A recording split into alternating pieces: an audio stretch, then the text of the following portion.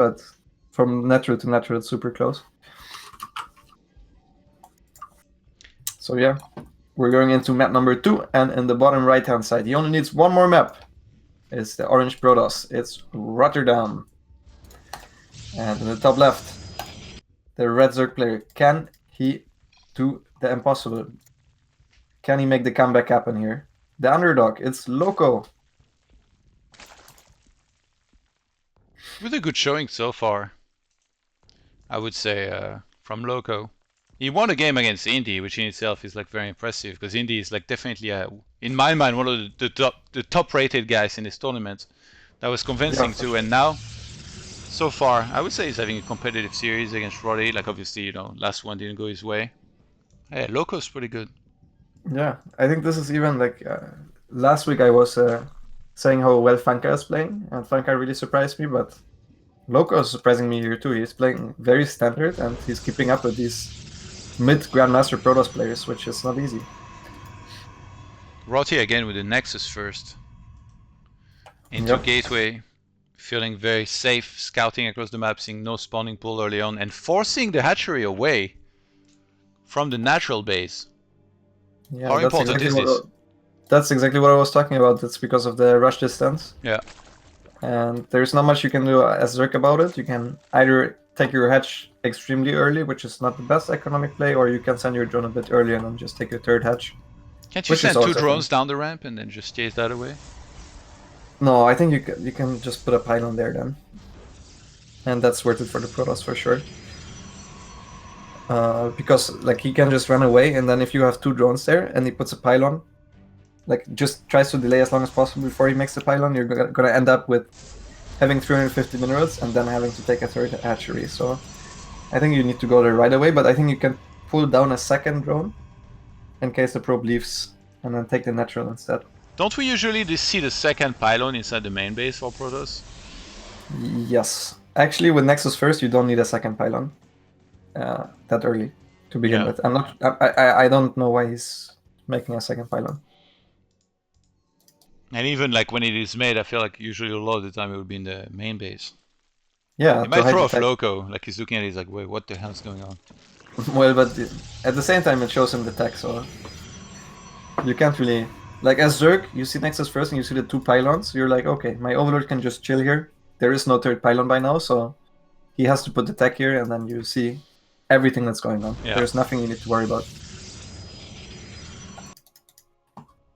I guess Roddy, like, since he went for a Zealot and a quick Stargate, he's not getting at a depth super fast, so he's not gonna have to focus too much on the scouting. He gets like a very safe shield battery.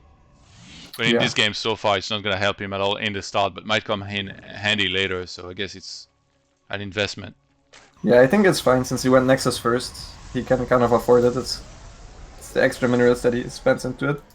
I wonder if he's going to go across the map with the 2 adepts again, because these 2 adepts are again from Nexus first, which Zergling speed finishes at 330. So, yeah, like they can just get caught again if he's not careful. Lowko with up to 8 lings right now. Yep. And Roddy starts +1 air weapons. Oh. Oh, and the Forge. This is gonna be pure Sky Toss. Oh, this time the links are completely out of position for the 2 adepts, so he's gonna lose a couple of drones. This is already a lot worse of a start for Lowko than in the prior game. 5 drones, loses a lot of mining time too. Transfers all the drones to the natural. He didn't see the second Stargate. Yeah. Seeing the Forge here, how big of a tell do you think this is? I wouldn't know what to make of it, honestly, if I would see a Forge. Yeah. If you're playing Roddy... Like, if I'm playing Roddy, yeah, but if I'm playing someone... Yeah. Like, I feel like people don't really hard counter Roddy much. Because he has his specific style, and like... It's not like... He doesn't have like only one build, but... You know kinda like what he likes to do in his builds, and I see like almost nobody hard countering him. Yeah, that's true. Oh, what? How did that Ling get in there? Oh, that Zealot was a bit off position, so yeah. I think he moved maybe for a sec, yeah. Yeah. Oh my god. Oh my god. The cannon gonna help. Yeah, he should save that. Yeah. Oh my god, Roddy with a hidden expo on the top right hand side! I feel like that's very obvious. when you put cannons on top of your natural and you're going sky toss. Like, what else? He's not gonna go sky toss off 2 base. You can't support sky toss with 4 gas. Rotty's like, he didn't find a pylon in the corner of the map last game. He won't find a nexus in this one. Yeah, I mean, it's a fair adjustment. And yeah, that one void ray. I wonder what Lowko's thinking right now. He must be hella confused. He's thinking, I hate this. Because he keeps on losing units, and now Roddy's flying all over the place with Phoenixes already in this game. Yeah, so usually if you're on against a 2 base Protoss, you have to be a bit scared of what there could be. Like, there's a lot of different timings that could hit, right? But he saw the second Stargate with his Zergling, and he saw the Forge, and he saw a cannon. So I feel like if I'm Lowko, I'm just going up to 70 drones here. 70 drones at a high RotterdaM, maybe in Festers this time as well, as you said. And just play the macro game. Will he do that though? Because he's getting links right now. He just recalled probes to the new base. Make yourselves at home. Start mining a lot. Banings and links. He's gonna try to buzz this. Where is he morphing the Banings? He's morphing them at home though. Yeah, maybe. What the hell? He thinks there's a yeah. depth coming. You think? Yeah, he thinks this is an attack because it's 2 base. He doesn't really connect the dots right now. He saw the Forge and he was like, it's +1. I know it's +1 in the depths. Maybe. That would be pretty sick. So they can 2-shot the SUVs. Yeah, I don't know. I think I feel like he just didn't quite connect it. Oh, now he's scouting with the Zergling. Oh. Okay, so he already scouted it. Yeah, there's so many cannons though. Yeah, and the Blanings are going to be picked up. I'm not sure about the Baneling morph, but I think this is enough Zerglings to kill the cannons, maybe? Yeah, it should be. They also have +1 actually, so yeah, easily enough Zerglings here to kill the cannons, and this hold position is coming a bit too late, but a very cute micro move here from RotterdaM. If you hold position around the cannon, it's harder for the Zerglings to attack. Oh, the Banelings! I think he should have just recalled the probes, but recall has a massive cooldown. It's still on cooldown. So yeah, this game looking a lot better for Lowko, but he needs to just drone up massively now. He needs to realize there's no threat of dying because your opponent is only making air units. He needs to just make 80 drones, and then there's not much that can go wrong. Oh, nice find actually. If you hadn't seen that a little bit longer, because now is the time when like Rotty was still making Phoenixes, so he has like almost no proper anti-ground. He has that one Void Ray, but can't kill like that many links on its own. Like, these links are super useful. Even though Rotty does not have any ground units, he can never take a 3rd Nexus now. Like, there's just nothing he can do about it. You know what I think would have been really sick is if he walled off his cannons really well. Yeah. Like if he made like, let's say like, you know, the old wall that everybody used to do, like 2 pylons and then in the middle 2 cannons and then 2 gates at the front. Even though you don't use the gates, just as a wall to have them. Yeah, that would have been huge. But then again, if he gets attacked by Hydras, you know, it would feel useless. And he would lose everything. Yeah, either way, not necessarily just in the open like he did, but Lowko grabbing himself a free expansion pretty much and a lot of probes, so as long as he macros up properly and knows what to do against carriers somewhat, he should be in a fine spot. Thank you for the bits, the Witch King, who asked, was this played today? I don't think it was played today, but it was played fairly recently. Yep. Again, the matches played in advance to really make it easier for everybody to face one another without having to play at crazy times with some time zone differences, like people being busy around Christmas time. And Rotty actually moving forward with just a few carries here, 3 in total. He's gonna get a snipe on that hatchery, but might have to just start on getting out of here. No, actually no. He takes the engagement. I think this is a good call by RotterdaM here. I think this is too early to go out of Sport Caller range, and he didn't put the Sport Callers there as well. So this was like the only way RotterdaM can win this game is if this army trades super cost effectively, which he just did. Like, trading interceptors for so many Hydras is very good. And now he can just get out, move off grip. Yeah, but it's still 6 gas against 4 gas. It's still 66 workers against 40. So Lowko needs to realize that he can't just sit back. I know it's sometimes scary, especially against carriers, because you don't want them to get into a massive number, but they're not gonna get that into that massive of a number that quickly on 2 base. As I say that, he's actually already has 5, but yeah. I personally would recommend going for infestors here. Rotty closed the gate, by the way. I don't know why. He made a pylon in his wall. That basically made it a perfect wall, so it's not like he can even go out.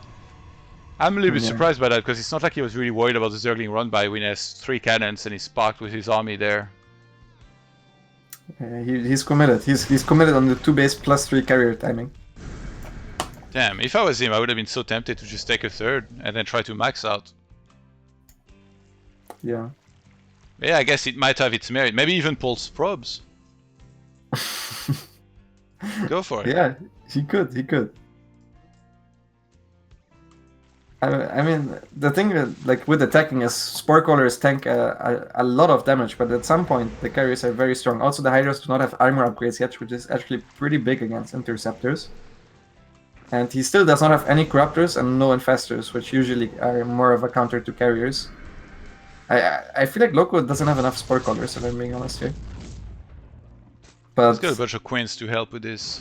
Yeah, the queens are very good. The queens are supposed to stand in the front. That's also very important. Spores at the front. He can fight the Interceptors, right? Against this many carriers? Oh, I think he can right now. Because Rotty doesn't have the economy to really keep on remaking them, so it might just be a fight of like... He runs out of Interceptors and then he won't have any minerals. He really should stop fighting without queens and Spore Callers. There's no need to. That's... Like, he even sees exactly where the army is right now because it's on creep. And Rotty is just Rotty went back to Phoenix production. So Rotty is gonna try to attack with this Phoenix carrier, and here we go into the fight. The Phoenix lifting all the Hydras, and man, these carriers are just owning the Zerg army. This is not even close, I think. Supplies plummeting here for Lowko. Trying to kill all the Interceptors. There's not many of them left. 23 in total. Damn. Yeah, but those are expensive to remake at stage. I think he maxes out on Interceptors again, and then there's nothing Lowko can do anymore. That was just before a Weapons Plus 3 completed, by the way. Yeah. No, I think he didn't trade out enough there. He basically killed Interceptors and he lost his entire army.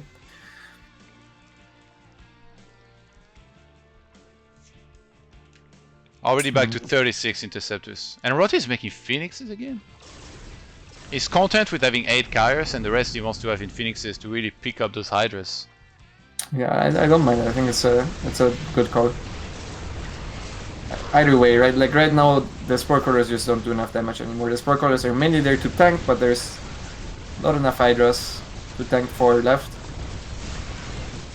And yeah, like, as a Zerg in this scenario, it's kind of pick your poison. Do you A move and you're gonna kill the Interceptor slowly, or do you focus fire the Phoenix and the Interceptors just kill you? Not much he can do, and Rotty did it with the Sky Toss. The Proto-Smeg, the face of Proto-Smeg is what they call him, I believe. And guys, just so you know, right after this I will be hosting Rotty, who will be doing a review of his games. So he will be loading up those replays and basically commenting on his choices and why he did what he did. So make sure to stick around if you wanna see that. Get the reactions from the champ himself, who by the look of things will qualify himself onto the round of 8. And we're also gonna have the round of 8 bracket, right? Right after this. Yes, which I will reveal. Pretty excited. Yeah. Sadly for Lowko, he tried to get Hydras, but didn't quite get enough momentum. And he misread it. I think morphing the Banelings at home, that was really weird. I actually would love to hear from him, like what exactly he thought. It must have been like he thought it was a 2-base attack, and then he realized there was a proxy nexus. Like it just took 1 minute. He was 1 minute too slow on figuring out what it was, but I think even after he was still in a fight spot.